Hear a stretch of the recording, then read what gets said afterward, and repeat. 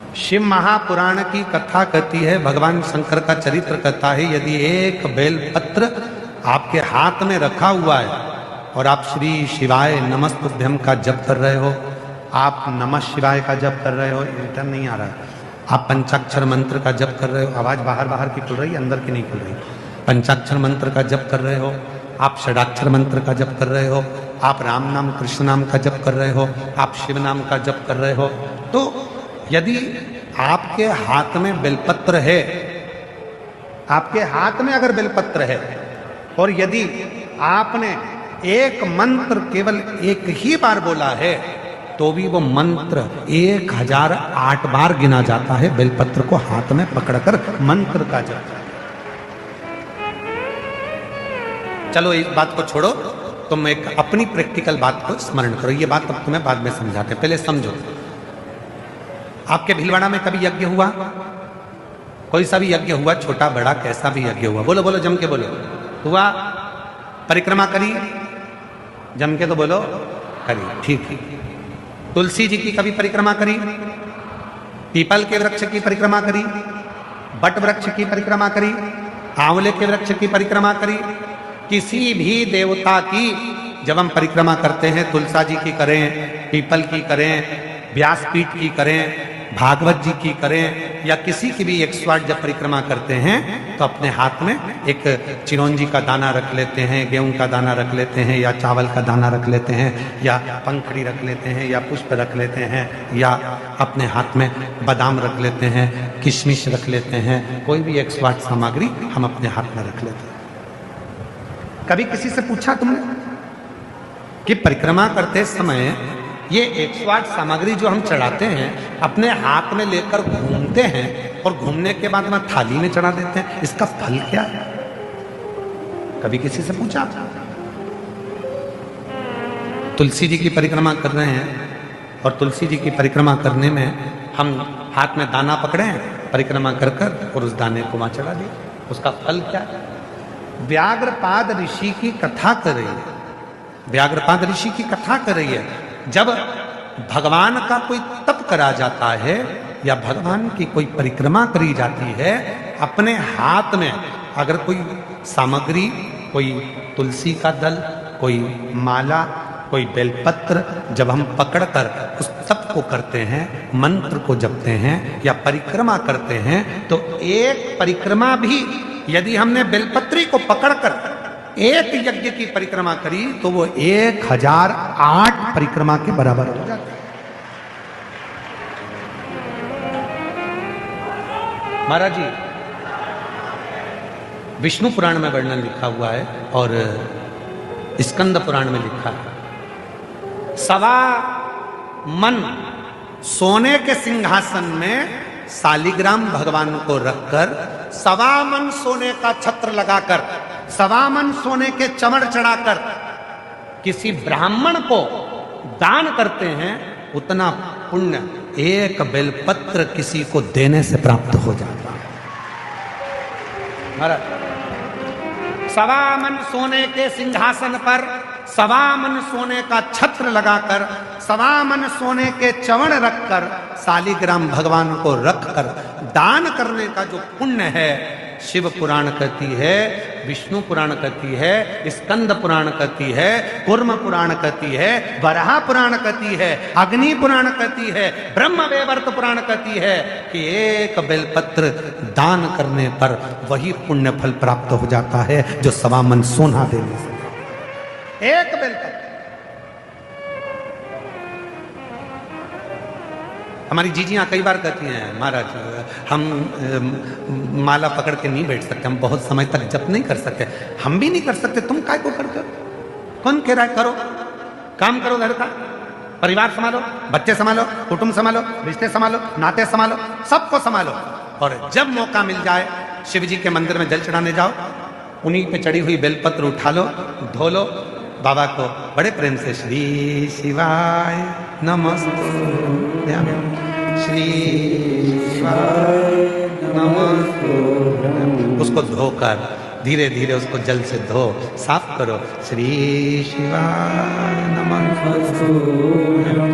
श्री शिवाय नमः। बस जितनी देर बेलपत्र हाथ में रहेगी तुम मंत्र जप रहे हो, नमः शिवाय कर रहे हो, ओम नमः शिवाय कर रहे हो, राम कर रहे हो, कृष्ण कर रहे हो, श्री शिवाय नमस्तुभ्यम का जप कर रहे हो, जितनी देर तुम्हारे हाथ में बेलपत्र है, तुम जितनी देर तक भगवान का नाम ले रहे हो, वो हजार हजार हजार गुना बढ़ता चले जा रहा है। एक मंत्र तुम्हारा 1008 बार, एक मंत्र तुम्हारा 1008 बार। उस मंत्र के साथ, मंत्र की साधना। भगवान शंकर स्वयं बटकेश्वर महादेव बनकर बैठे। बटकेश्वर महादेव, कितना भी जिंदगी में कर्जा हो जाए, कर्जा होने के बाद लोग एक बात सोचते हैं, लोग परेशान कर रहे हैं, मर जाऊं तो अच्छा, मर जाऊं तो अच्छा, मर जाऊं तो अच्छा। मरना हल नहीं है, यहीं रहो और छाती पे मूंग दलो।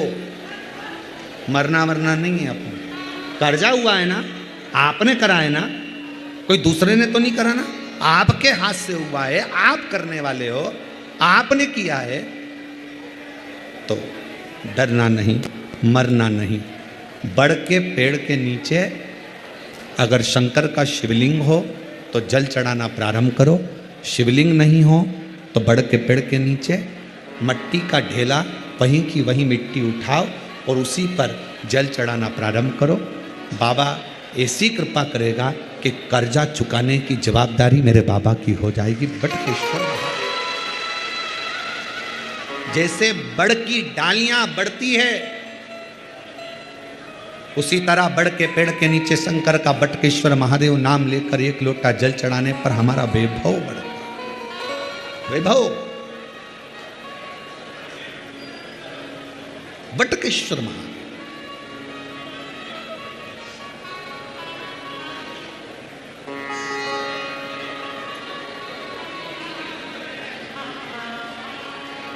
शरीर में रोग हो गया, चर्म रोग हो गया, कहीं चमड़ी सफ़ेद हो रही है, कहीं चमड़ी काली हो रही है, कहीं खुजाल चल रही है, कहीं चर्म रोग पूरे शरीर में हो रहा है, तो मेरे देव अधिदेव महादेव सोमनाथ का स्मरण।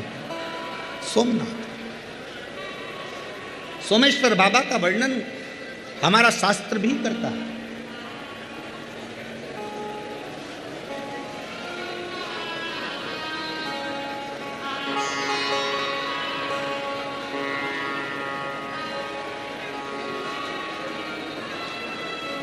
कनेर का फूल देखा है सबने? जम के बोलो जरा, देखा है?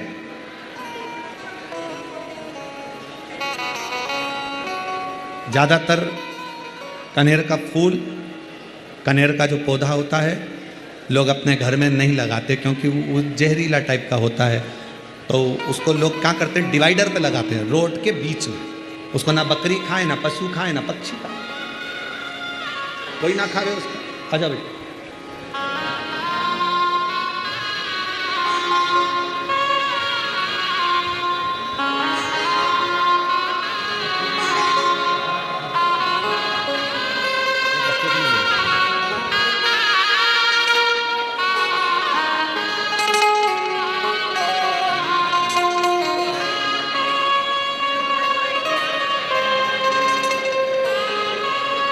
बेटी को पेट में गांठ थी, डॉक्टर ने ऑपरेशन का कह दिया था, पर शिव पर जल चढ़ाते चढ़ाते बेटी ने पूरी गांठ बच्चादानी की गल गई और पुत्र रत्न की प्राप्ति भी हुई। एक बार जोरदार ताली बजाओ बेटी को। कनेर का जो पुष्प होता है, चर्म रोग कैसा भी हो, शंकर भगवान को सोमवार के दिन कनेर पुष्प चढ़ाकर शिवजी को फिर जल चढ़ाया कर और उस जल को अपने शरीर पर जहाँ जहाँ तकलीफ है, चर्म रोग है, उस पर लगाया। कनेर का पुष्प शिव को समर्पित करो, सोमेश्वर महादेव का नाम लेकर। कौन से महादेव? सोमेश्वर। देखो, अगर अभी तो कथाएं जो चल रही हैं, कथाओं का क्रम जैसे 21 तारीख से 27 तारीख तक सिंहेश्वर बिहार में है, 2 बजे से 5 बजे तक। और 1 मई से 7 मई जयपुर में है ईसर जी गोरा जी शिव महापुराण कथा, 1 बजे से 4 बजे तक। और उसके बाद 11 तारीख से गुमला झारखंड में शिव महापुराण कथा। इन्हीं शिव पुराण में से कोई ऐसी एक शिव पुराण लेंगे जिसमें एक एक भगवान के जो अलग अलग नाम हैं, उस नाम के अनुसार शिव को जल चढ़ाना और उस जल का प्रयोग कैसे करना, अजय उस जल का प्रयोग कैसे करना जिससे हमको तकलीफों से मुक्ति मिले, उसका स्मरण करेंगे। इस कथा को हम अखंड शिव महापुराण के रूप में बांचना चाह रहे थे। अखंड अखंड सौभाग्यवती के भाव से, अखंड वैभव के भाव से, अखंड संपदा के भाव से। जैसे 3 चीजें हैं अखंडता में मानी जाती है। एक बेलपत्र, दूसरे नंबर पर अक्षत चावल का दाना, तीसरे नंबर पर शमी का पत्र अखंडता में माना जाता है। याद रखना।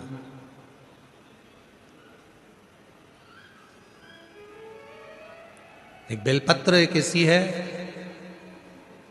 कि अगर भगवान शंकर के मंदिर में शिव जी पर शिवलिंग पर चढ़ाई जाती है, भले वो वहीं से उठाकर धोकर क्यों ना चढ़ाई गई, तुम 1 हफ्ते तक भी अगर मंदिर नहीं आए हो और अगर एक बेलपत्र तुमने, मान लो आज तुमने एक बेलपत्र चढ़ा दी और घर गए या रात को या दूसरे दिन तुम रजो धर्म से हो गए,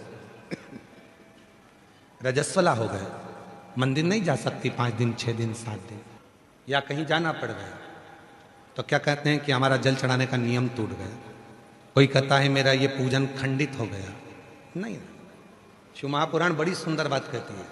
एक बेलपत्र, एक शमी पत्र और एक चावल का दाना, ये 3 ऐसे हैं जिनको अखंड माना है। यदि आप रोज शिव जी के मंदिर में आप जल चढ़ाने का नियम रखा है और आपको मालूम पड़ा कि मेरा रजो धर्म इस तारीख को आने वाला रहता है, तो 2-3 दिन पहले से या तो शमी पत्र या चावल का 1 दाना या बेलपत्र शिव को चढ़ाना प्रारंभ कर दिया करो। तो आप यदि 15 दिन भी मंदिर नहीं गए हो तो भी आपका जल अखंड निरंतर स्वीकृत किया जाता है। अखंड भले तुमने 10 दिन 15 दिन उस जल को नहीं चढ़ाया, तुम 5 दिन 7 दिन नहीं जा सकी, मंदिर नहीं पहुंची, तुम मंदिर तक नहीं जा पाए, तुम कोई कार्य में लग गए, तुम नहीं पहुंचे, और उस जल को अखंडता में अखंड। क्यों? एक बात आप लोगों ने, पशुपति व्रत किसने करा? हाथ उठाओ जरा, किन किन ने करा? सारे पंडाल वाले। हाँ ठीक है, रखिए। पशुपति व्रत में एक बात कही जाती है, 3 चीजें हैं। एक है पाशुपत्य अस्त्र, दूसरे नंबर पर है पाशुपत्य योग और तीसरे नंबर पर है पशुपति व्रत। 3 चीज। इसमें जो पशुपति व्रत होता है, इस व्रत में कथा में कहा जाता है कि आप लोग जब व्रत करो और 2 व्रत हो गए, या आपको बीच में कहीं जाना पड़ गया, या रजो धर्म आ गया, या कोई काम आ गया, आप शादी में चले गए, फंक्शन में चले गए, बीच में आपका जो 2-3 व्रत छूट गए, उसके बाद वापिस व्रत करोगे, तो कई लोग कहते हैं हमारा खंडित हो गया। नहीं नहीं, खंडित नहीं हुआ। पशुपति व्रत 5 व्रत होते हैं।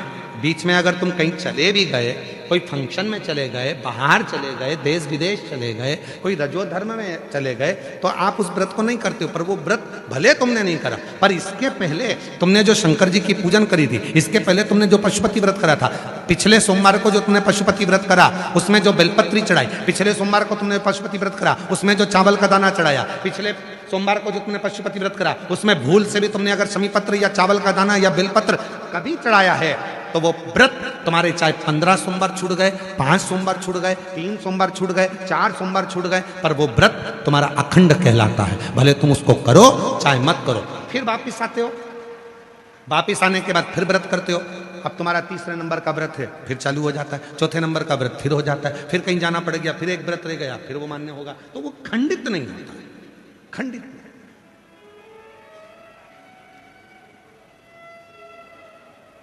अखंड है।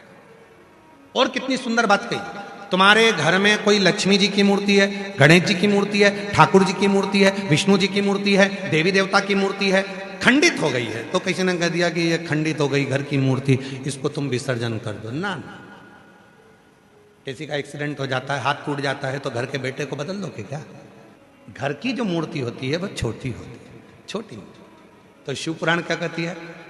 उस मूर्ति के आसपास में कहीं पर भी एक चावल का दाना या एक बेलपत्र या शमी पत्र उसके आसपास में कहीं पर भी रख दो, वो मूर्ति खंडित नहीं, अखंड कहलाती है। वो खंडितता से बचे, उसमें खंडितता नहीं, अखंड का।